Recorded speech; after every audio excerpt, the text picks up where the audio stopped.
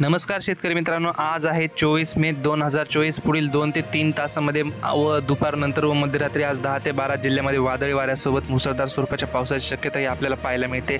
आपण या व्हिडिओमध्ये सविस्तर जाणून घेणार आहोत आज कोणत्या जिल्ह्यामध्ये पावसाची शक्यता आहे। तत्पूर्वी तुम्ही व्हिडिओ पाहताय परंतु आपल्या चॅनलला अजिबातच सबस्क्राईब करत नाही तर मित्रांनो आत्ताच सबस्क्राईब करून घ्या व व्हिडिओला लाईक देखील करून घ्या नक्की।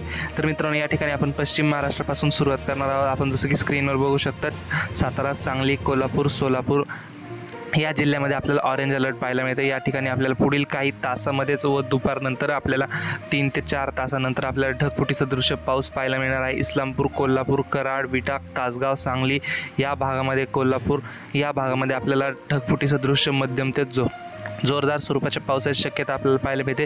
तसेच या ठिकाणी रत्नागिरी, रायगड, सिंधुदुर्ग, सावंतवाडी या भागामध्ये आपल्याला रेड अलर्ट पाहायला मिळतोय। विजांच्या कडकडाटासह मुसळधार स्वरूपाचा हा ढगफुटी सदृश्य पाऊस आपल्याला पुढील काही तासामध्ये पाहायला मिळतोय।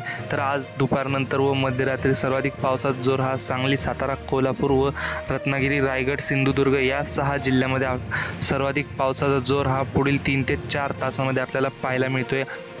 तसेच मित्रांनो पुणे जिल्ह्यामध्ये व पुणे जिल्ह्याच्या आसपासच्या परिसरामध्ये देखील आपल्याला या ठिकाणी ढगफुटी सदृश्य पावसाचा जोर आपल्याला पाहायला मिळतोय। तसेच मराठवाड्यामध्ये देखील लातूर, नांदेड, धाराशिव या जिल्ह्यामध्ये आपल्याला काही ठिकाणी हलक्या मध्यम स्वरूपाची पावसाची शक्यता ही पाहायला मिळते।